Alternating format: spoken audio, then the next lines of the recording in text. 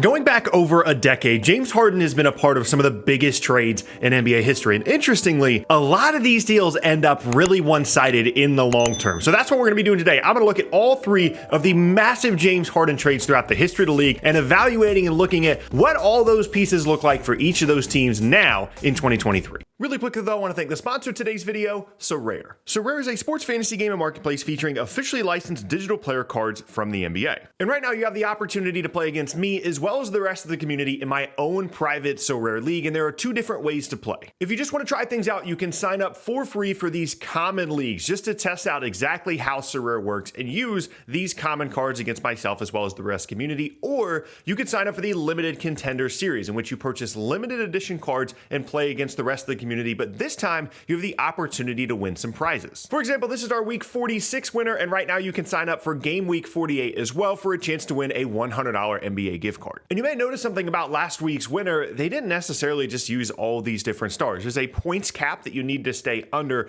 with your lineup on Sorare, which means that you want to try and get value out of players that aren't necessarily big time stars in the league. And a lot of winning lineups are going to feature players that you're seeing on screen here where you're getting good value, even though they aren't necessarily the biggest name. And that's what makes Sorare interesting and fun to me, is anybody can pick just the biggest superstars in the league who can be the GM of their own fantasy team and find great value where other players can't. So if you want to get started with Sorare today, you can click the link down in the description to join my own private league. Clicking that link will give you 20 free common cards that you can use to play in those common leagues that I mentioned earlier. And then if you want a chance to win prizes like that NBA Store gift card that I mentioned earlier, you can sign up for my limited contender series tournaments as well. Hope you guys have a great time on Sorare, and thank you again to Sorare for sponsoring this video. Let's go all the way back to October of 2012. James Harden gets moved from Oklahoma City to Houston. The deal is Harden, Cole Aldrich, Daquan Cook, and Lazar Hayward to the Rockets in exchange for Jeremy Lamb, Kevin Martin, a 2013 first round pick, a 2014 first round pick, and a 2013 second. Now it's important to understand the context around the Harden trade at the time, because Oklahoma City had just made the finals. They were in contract negotiations for, at the time, a really good young sixth-man player in James Harden. However, he wanted more money. Oklahoma City didn't really want to spend the money on him. They also weren't that convinced that he was a huge long-term piece of the future because he didn't have a great finals,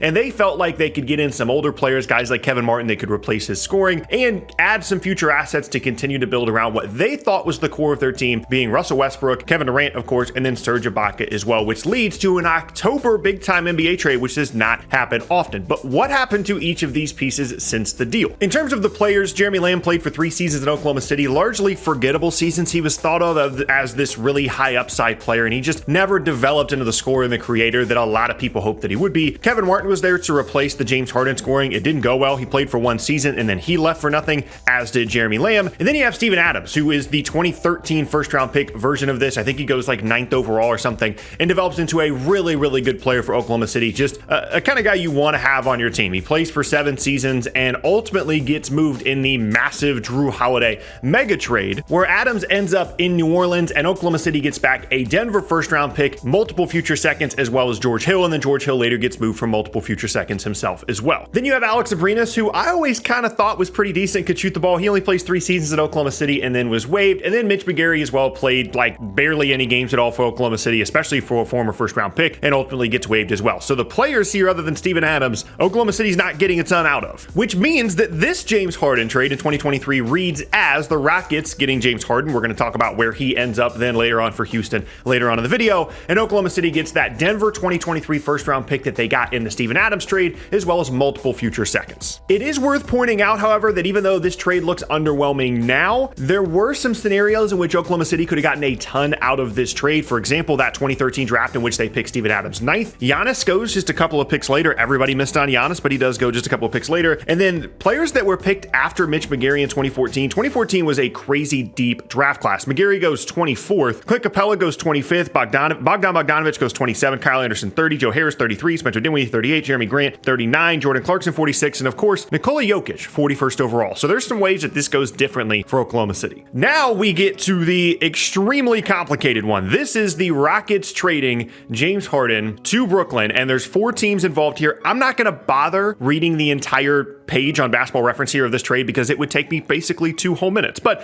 essentially, essentially, this is how the trade breaks down. The Rockets get Karis LeVert, who they then send to Indiana as part of the deal in exchange for Victor Oladipo. So that's the first piece for them. They get Oladipo, they get a 2022 Milwaukee first, they get every Nets pick and pick swap between 2021 and 2027. It's a pick swap in 21 and then alternates back and forth from there. So that means 2022 is a straight up first, 2023 is a pick swap, and on and on and on there, all the way through 2027. The Nets, of course, get James Harden. We're going to talk about where he goes later on. The Pacers get Karis LeVert, as I mentioned, and the Cavs get Jared Allen and Taurean Prince. Now, for each of these players, Oladipo plays like 20 games with Houston, and he was traded away for basically nothing. That was something that I was really upset about at the time. I would have just rather kept Karis LeVert, and Oladipo was just never healthy, never really played for Houston, and that was pretty much a disaster part of this trade for Houston. That 2022 Milwaukee pick, interestingly, ends up going back to Milwaukee as a part of the PJ Tucker trade when the Bucks traded for PJ Tucker and then ultimately won the title with him. And in exchange, they got 2 more Milwaukee first-round picks. They got a 2021 pick that they used to pick Josh Christopher, and then a 2023 Milwaukee pick that they still have. As I mentioned, that 2021 pick becomes Josh Christopher. The 2021 Nets pick swap does not convey. The 2022 Nets first becomes Tari Eason, and this 2023 Nets pick swap is also not going to convey. For Indiana, they get Karis LeVert, and it's just never a very good fit. They ultimately decide to move him to Cleveland in exchange for some other pieces that don't really matter here, but ultimately it becomes a 2023 Cleveland first-round pick that's lottery protected that they're, of course, going to get this year, so they essentially get a 2023 first for Karis LeVert. And for the Cavs, Jared Allen is now an all-star level player. He's a critical part of what they're doing moving forward and signed a 5-year, $100 million contract, and this is the piece of this that is always going to blow my mind, that the Nets had to include Jared Allen in the first place, and then that Houston didn't want Jared Allen in exchange in the Harden deal.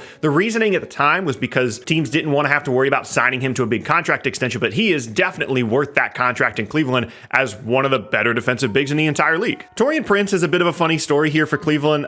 He plays 29 games for them, then he gets traded to Minnesota for Ricky Rubio, who was then moved to Indiana after he got hurt in the Karis LeVert trade, and then Rubio ended up signing back with Cleveland as a free agent this past offseason. So essentially Prince gets them absolutely nothing in this trade. And then we get to the Nets part of this. So Harden, KD, Kyrie, they get together. When those guys play, they're unbelievable, but unfortunately one of them's always hurt, or one of them is, just not playing for whatever reason, aka Kyrie, and it just doesn't work out. I fully believe that in the 2021 postseason, they should have made the Eastern Conference Finals and probably would have won the title had they been healthy. Harden pulls his hamstring like 2 minutes into game 1. Kyrie sprains his ankle halfway through the series, and they still take Milwaukee all the way to game 7 and are KD's big toe away from making the Eastern Conference Finals. And again, if they were healthy, I think winning the title that year. Of course, that doesn't happen in 2021, and then 2022, Kyrie just doesn't want to show up and play, and then they end up making the Harden trade and everything else that's a disaster after that. So Harden requests a trade, and this is our final piece of the puzzle here for figuring out where everything ends up for all these James Harden trades now in 2023. So he ends up going to Philly in exchange for Ben Simmons, Seth Curry, Andre Drummond, a Philly 2023 first, and a Philly 2027 first as well. Of course, we know that Ben Simmons is just not a very good player and arguably not even an NBA player at this point. He's been shut down for the season, and him being the key piece of this deal has been a complete 100% absolute disaster for Brooklyn.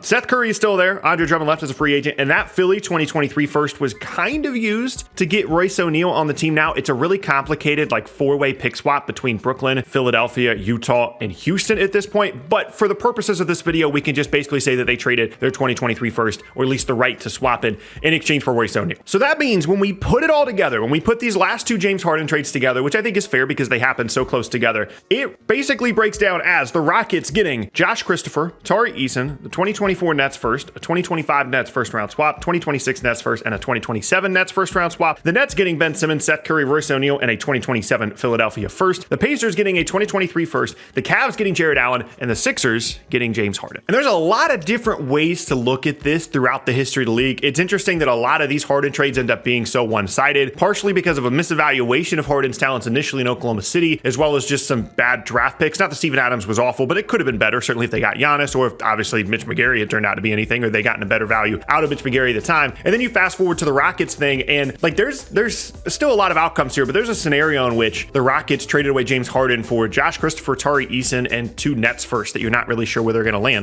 In order for those pick swaps to be valuable at some point for Houston, they have to be better than Brooklyn. And even post KD now, they're still pretty far away from finishing with a better record right now than Brooklyn, barring whatever happens in this upcoming draft. And so they could end up with some really good picks and pick swaps, or they could end up with 4 late first round picks essentially in exchange for James Harden. And then of course the Nets completely screwed this up because they allowed the Kyrie thing to get so bad that Harden wanted to leave. And then that ends up with them having having one of, if not the worst contract in the entire league, and Ben Simmons now on their team in exchange for a player in Harden that when he was there, when those three guys were playing together, they were, in my opinion, championship favorites when fully healthy. And it is just an insane career to look back on at James Harden. When you have this many things going on, you've been moved this many times, especially in such a short time frame, and it's going to have a drastic and a dramatic impact on the future of the league for a lot of different teams. But the last point to this for me is, isn't it kind of weird how the teams on the edges of these James Harden trades really seem to end up doing well? I mean, Cleveland, obviously they end up with Mobley, they end up with Donovan Mitchell, like they'd still be a really good team, but Jared Allen is so critical to what Cleveland does and allows them to do a lot of different things with both him and Mobley, and just kind of being on the edges of trades like this. Oh, you get an extra first round pick. Oh, you get a nice young player in Jared Allen. And it's interesting how many of these assets that actually were valuable got rerouted to different places rather than to the team that was trading away James Harden. That's the end of the video. Let me know down in the comment section below what other trades you want to see me do in this series. Thank you guys so much for watching, and I'll see y'all next time.